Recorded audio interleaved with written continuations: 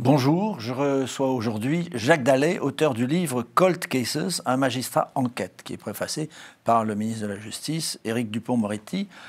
Éric Dupond-Moretti qui avait, en mars de l'an dernier, inauguré le premier pôle national consacré aux affaires non élucidées, ce qu'on appelle donc les Cold Cases. Pourquoi avez-vous écrit ce livre? Vous êtes ancien magistrat, avec une énorme expérience dans les affaires criminelles de toutes sortes, même des plus célèbres aux plus anonymes. Et est-ce que ces cold cases sont vraiment une sorte de placard dans lequel on met des affaires extrêmement anciennes pour essayer de les faire revivre quand on n'a pas découvert le coupable? C'est ça? Oui, tout à fait. On peut dire qu'il y a deux types d'affaires non élucidées, les cold cases, soit des affaires définitivement non élucidées, sur lesquelles on ne pourra pas revenir, elles sont trop anciennes, elles sont même prescrites juridiquement, ou des affaires qui sont provisoirement non élucidées et dont on espère qu'on aura la solution avec un travail de longue haleine, et notamment lié au progrès scientifique qui permet aujourd'hui des avancées qu'on ne pouvait pas connaître dans le passé. Alors juridiquement, comment est-ce que cela se passe si les affaires sont anciennes mais pas prescrites forcément? Voilà, alors dans la loi portée par le garde des Sceaux de décembre 2021, il existe la notion de crime non élucidé qui est intégrée dans le Code de procédure pénale, qui maintenant permet que ces affaires-là, si elles ont plus de 18 mois depuis la commission, puissent être centralisées, traitées par un pôle spécialisé à Nanterre. Ces affaires-là qui touchent à des crimes de sang, et à des viols, c'est-à-dire les affaires les plus graves, puissent être traitées par des magistrats spécialisés. Donc il y a une condition de temps, plus de 18 mois d'ancienneté de l'affaire. Et un autre critère aussi, ce soit des affaires d'une certaine complexité, où on se soit un peu cassé le nez jusque-là. Et une troisième peut-être catégorie, c'est les affaires qui s'inscrivent dans une sérialité, qui pourraient être imputables à un tueur en série, qui maintenant ont vocation à être traités par ce pôle spécialisé de Nanterre.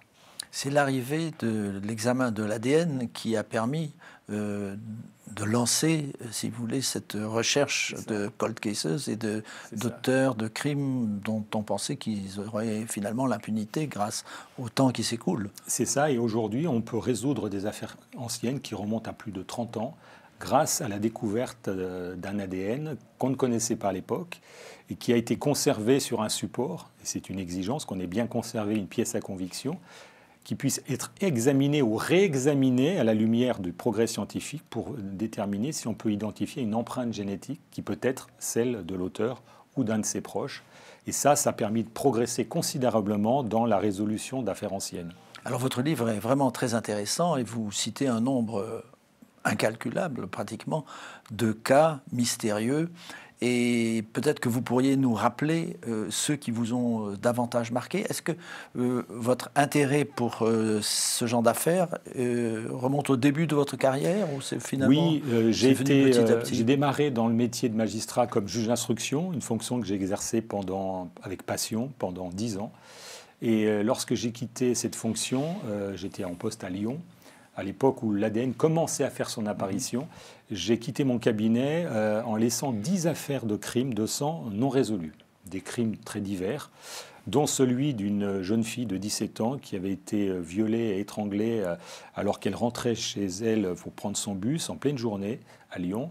Et cette affaire m'a beaucoup marqué et je me suis dit, là j'ai subi des échecs d'affaires non résolues. Et je me dis, il faudra que je réfléchisse par la suite sur comment améliorer les choses. Le temps est passé, le progrès scientifique, l'ADN est apparu. Et dans d'autres de mes fonctions, notamment lorsque j'étais procureur de la République à Marseille, j'ai pu mettre en place une petite cellule de réanalyse des affaires anciennes. On a pu exhumer des affaires anciennes de crimes non résolus. On a pu rouvrir des enquêtes car on avait découvert un ADN qui n'avait pas été mis en évidence des années auparavant. Et tout cet intérêt m'a poursuivi dans mes autres fonctions. Et en 2018, j'ai proposé au garde des Sceaux de réfléchir sur l'amélioration du traitement judiciaire de ces affaires-là. Je voyais que la police et la gendarmerie se spécialisaient et la justice restait sur un mode de fonctionnement assez traditionnel, traitant ces affaires-là comme des autres. Et je considérais qu'il fallait qu'on réfléchisse. Et c'est ce qui s'est fait, puisqu'un groupe a été constitué, que j'ai présidé, et on a produit un rapport qui, parmi ses préconisations, a proposé la création de magistrats spécialisés, dont tout le temps serait consacré à ces affaires anciennes. Est-ce que vous avez des moyens, parce qu'on dit toujours que la justice est sous-financée, qu'elle a beaucoup de mal. Est-ce que dans votre carrière, vous avez beaucoup souffert de difficultés matérielles ? Pas tant que ça, et je le dis aussi dans le livre, je dis que c'est à l'honneur de la justice française qui est souvent critiquée, qui manque de moyens, on le sait bien, mais en matière de dépenses liées à la résolution des affaires, on n'a pas de budget limité, on appelle ça les frais de justice criminels, et j'en parle. On ne regarde pas la dépense. Lorsqu'il s'agit justement de résoudre une affaire gravissime, c'est vite coûteux, des analyses génétiques, biologiques et autres, mais actuellement, on peut dépenser, du moment que la dépense est utile, est opportune, sans regarder au montant de la facture. Et je cite l'exemple de la tuerie de Chevaline. C'est un massacre qui a eu lieu en 2012, qui est toujours en cours et qui est maintenant traité par Nanterre. Il y a plus de 500 000 € de dépenses qui ont déjà été effectuées dans ce dossier, pour l'instant, sans qu'on ait l'auteur des faits présumé. Donc ça, c'est plutôt à l'honneur de la justice française de mettre beaucoup de moyens, ce qui n'est pas le cas dans tous les pays, où certains pays n'ont pas l'argent pour faire des recherches scientifiques, faire des investigations qui sont coûteuses. Et ça, vraiment, c'est quelque chose qu'il faut dire et rappeler. Ce n'est pas un obstacle déterminant à une enquête. Quelle quantité d'ADN faut-il avoir pour obtenir un résultat ? Alors ça aussi, ça a beaucoup évolué. À l'époque de l'apparition de l'ADN, qui est arrivé en France au début des années 90, il fallait un matériau biologique suffisant. Il fallait des traces importantes pour isoler et identifier un ADN. Aujourd'hui, avec quelques cellules retrouvées sur un support, du moment que ce support a été bien conservé, on peut identifier un ADN. Et ça, c'est un progrès considérable. Il y a quelques cellules, ça veut dire quoi ? Quelques cellules peuvent suffire. Par exemple, s'il y a un crime qui est commis maintenant dans ce studio, oui. Je pars... On se serre la main, on s'échange notre ADN, oui. Donc on porte des cellules de son interlocuteur, que d'ailleurs on va transporter chez soi. Alors ça peut être d'ailleurs ce qu'on appelle du contact, qui peut être en fait... tout à fait pas lié au crime, mais qu'on se colporte mutuellement, si je puis dire. Mais aujourd'hui, justement, avec une petite micro-goutte de sang, quelques cellules sur un verre peuvent identifier un cheveu. Voilà. Et ça, c'est un progrès considérable des laboratoires de biologie qui ne vont pas forcément donner le coupable, mais qui vont permettre d'orienter l'enquête, parce que ce n'est pas parce qu'on retrouve votre ADN sur une scène de crime que vous êtes l'auteur du crime. Mais il faudra que vous expliquiez pourquoi il y a votre ADN, ou ça peut être, si on retrouve notamment du sang ou du sperme, là, quelque chose de beaucoup plus accablant.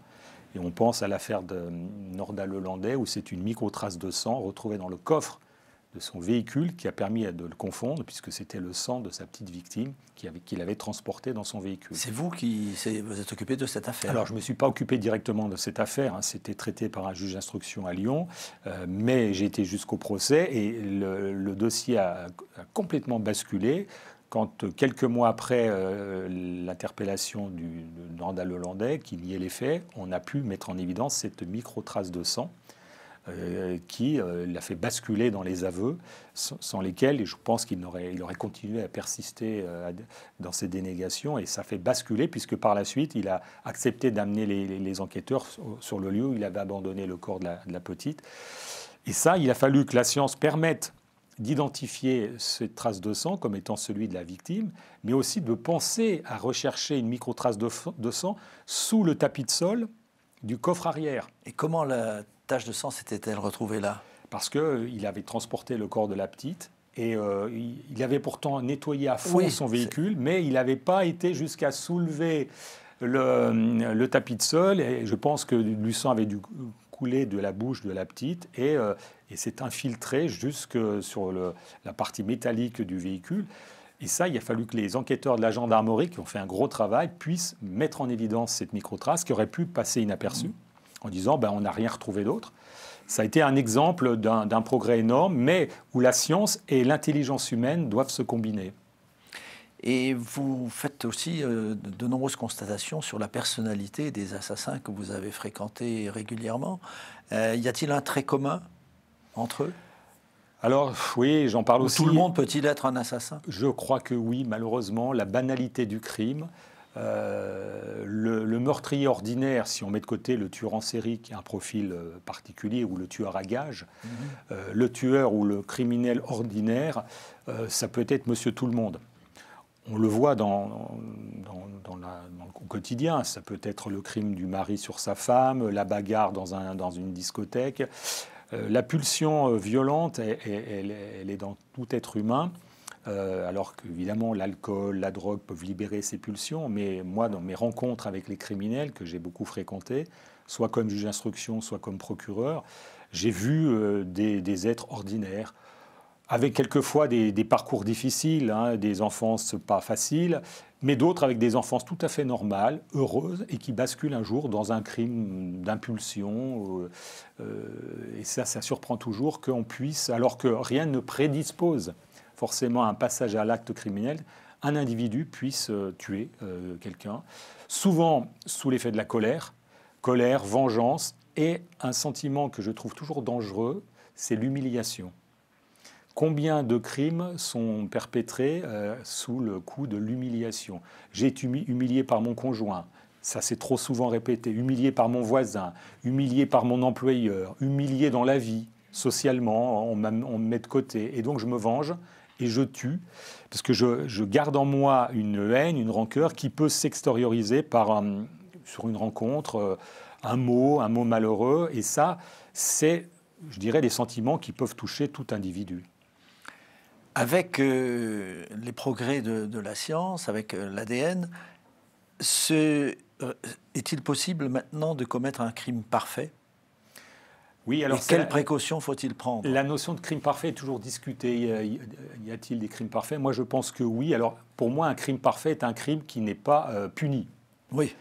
Il y a deux situations possibles. Soit le crime n'est pas connu, par exemple une disparition, quelqu'un qui a été enlevé, qui a disparu, qui a été tué, et on ne saura même pas que cette personne a été tuée. Et vous dites qu'un certain nombre de personnes disparaissent chaque année. Et malheureusement, des milliers de personnes disparaissent, beaucoup reviennent.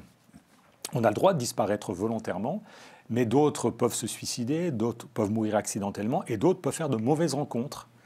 Et ça, comme on n'a pas de corps, on ne sait pas que la personne a été tuée. On n'a pas donc de scène de crime, et ça rend très compliqué l'élucidation de ces affaires. J'appelle ça l'angle mort des cold cases, parce que c'est un nombre assez vaste d'affaires qui fait que ça peut être le crime parfait, puisqu'on ne saura jamais que la personne non seulement a été tuée, mais on ne pourra pas retrouver l'auteur. Puis il y a un deuxième type de crime qu'on pourrait dire parfait, c'est celui où une personne a été soupçonnée, voire mise en cause, mais qui est acquittée parce que le dossier est insuffisant. Et donc finalement, on pourra dire qu'elle a été à traite devant la justice, mais qu'elle n'a jamais été punie, réprimée, parce que le dossier était insuffisant. Alors le crime parfait, on parlerait plutôt de la première catégorie, mais je crois qu'il faut l'élargir à des affaires où il n'y a pas de solution, de réponse de la justice. Oui, parce qu'en ce moment, il y a une affaire en cours dont on parle énormément, d'une femme qui a disparu, son mari est accusé, il est en prison, mais il n'y a pas de corps. Alors, oui. Dans ces cas-là, on peut vraiment mettre quelqu'un en prison pour 20 ans ou 30 ans sans...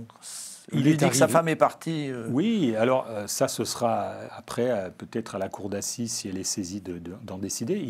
Il arrive qu'on puisse juger, voire condamner des personnes sans qu'on retrouve le corps.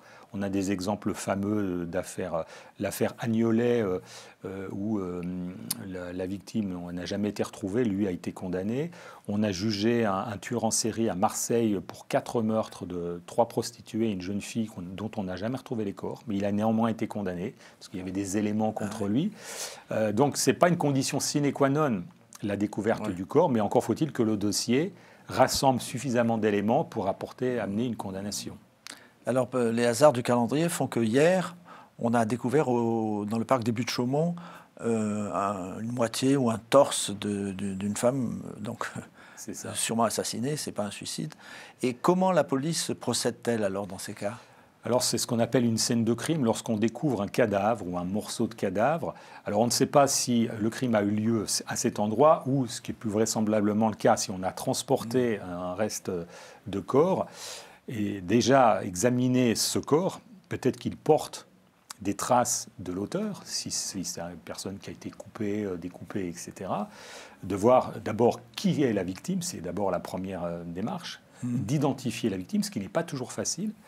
J'ai aussi des exemples en tête de victimes. Je pense à une affaire à Marseille d'une femme retrouvée dans une valise. On n'a jamais identifié la victime. C'est peut-être une étrangère dont on a jeté le corps avant de prendre le bateau. Ça, c'est un vrai problème. Donc ce travail-là, c'est un travail minutieux de scène de crime, de collecter tous les indices. Il peut y avoir des cheveux sur le corps, on ne sait pas. Et surtout l'identifier. Alors après, c'est appel à témoins. Est-ce que des personnes ont disparu? Est-ce qu'on a signalé la disparition? Donc de remonter sur le profil de la victime, parce que très fréquemment dans les crimes ordinaires, c'est la victime qui va amener l'auteur. C'est-à-dire en fonction de l'identité de la victime, ça amène une piste. On va regarder, si une fois que la victime est identifiée, qui sont ses proches, son conjoint, son ami, ses enfants. Et en général, la plupart du temps, l'auteur est dans la proximité. Mais ça peut être tout autre chose. Ça peut être quelqu'un qui n'avait aucune relation antérieure avec l'auteur des faits. Je pense à un crime de rencontre, une prostituée, par exemple. Et donc là, c'est beaucoup plus compliqué parce que la victime ne dira rien de son auteur. Sauf si l'ADN parle, ce n'est pas sa vie, ses antécédents, ses fréquentations qui vont orienter des pistes, puisque par définition, il n'y a eu aucune interaction antérieure entre elle et l'auteur. Et pourquoi certains corps sont-ils découpés comme ça?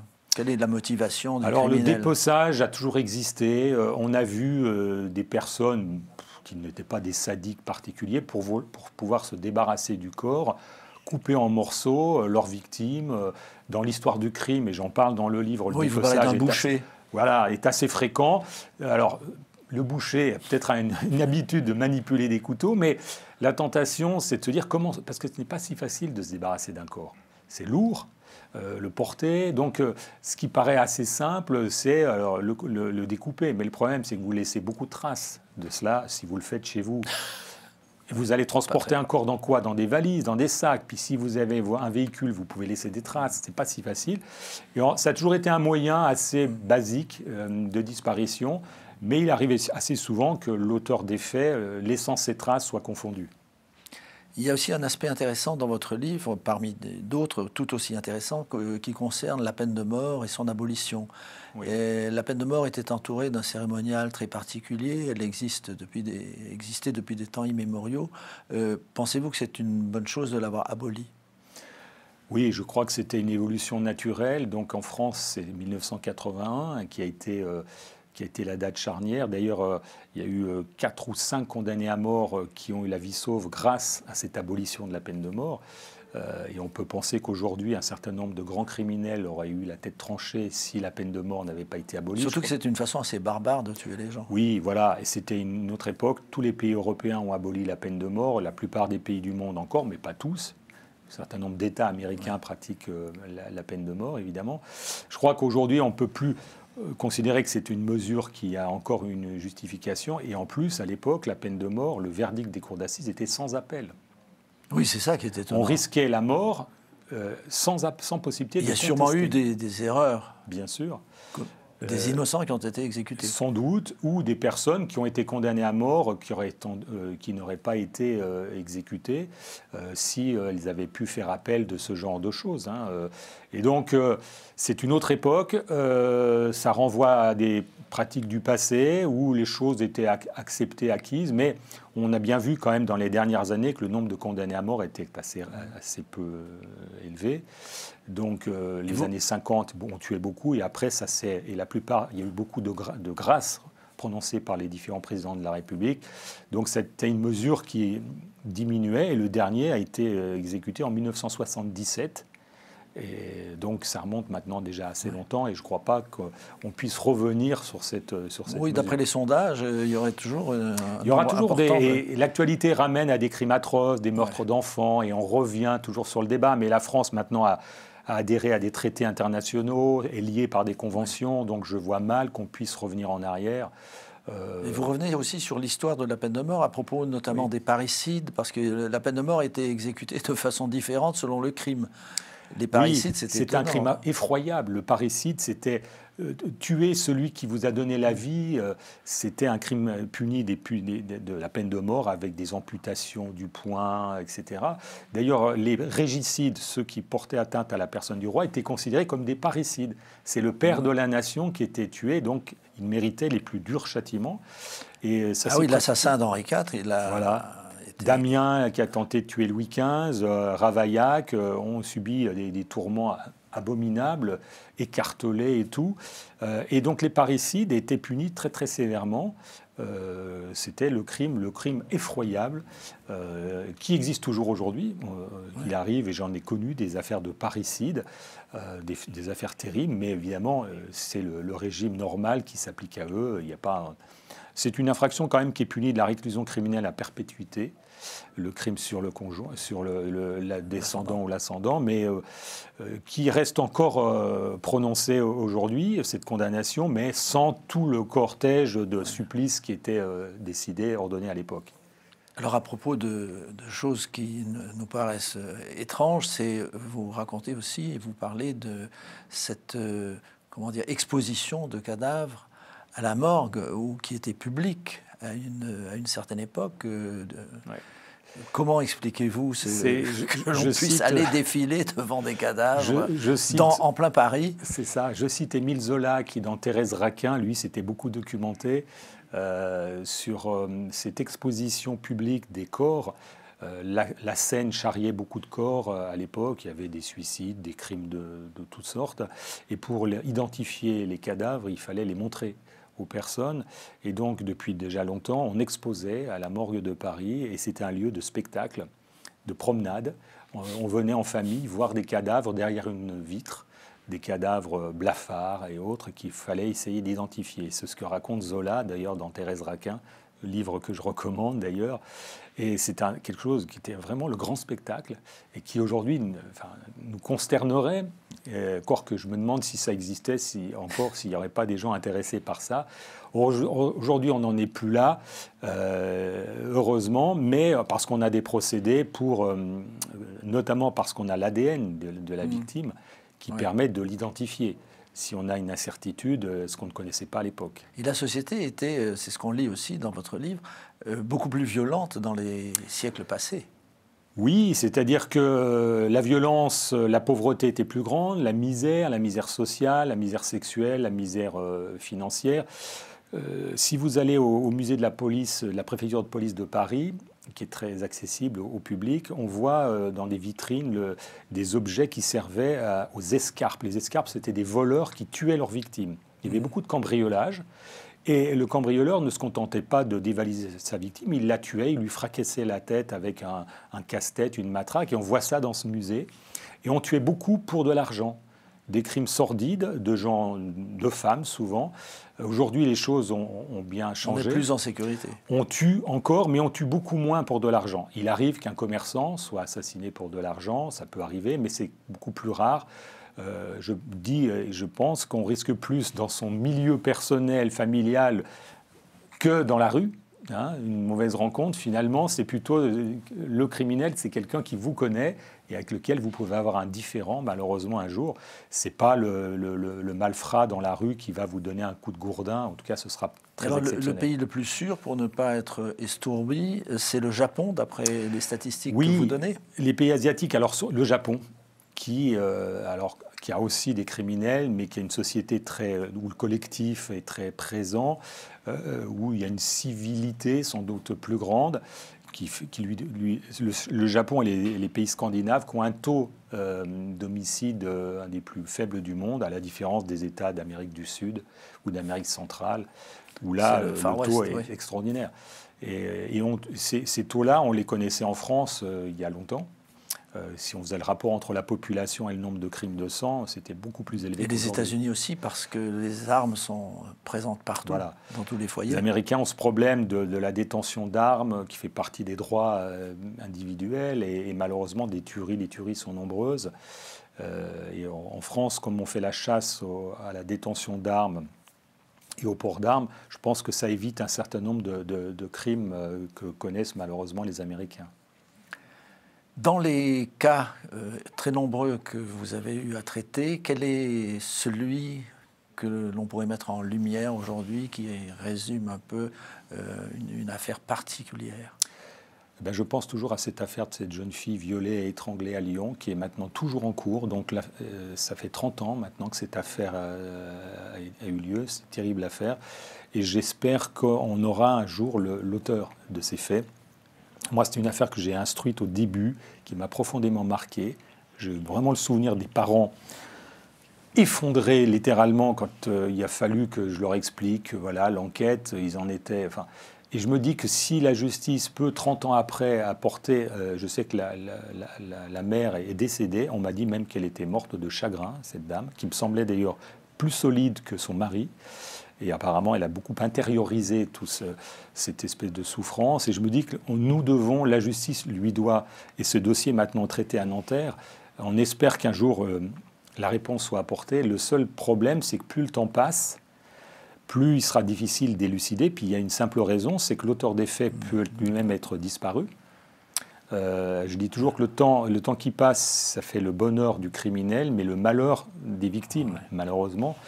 Mais on garde espoir, et c'est vraiment une affaire qui m'a profondément marqué. J'aurais aimé, et je le regrette aussi, j'ai oublié, quand j'ai quitté mes fonctions à Lyon, de dire aux parents que je partais et que le dossier serait suivi et qu'on continuerait à y mettre la même attention. Je le regrette parce que j'aurais dû le faire.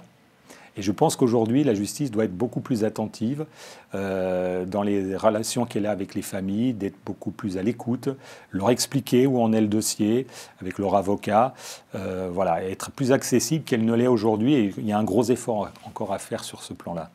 Merci beaucoup, Jacques Dallest. Votre livre est vraiment très enrichissant, très intéressant, et je recommande sincèrement sa lecture. Merci beaucoup.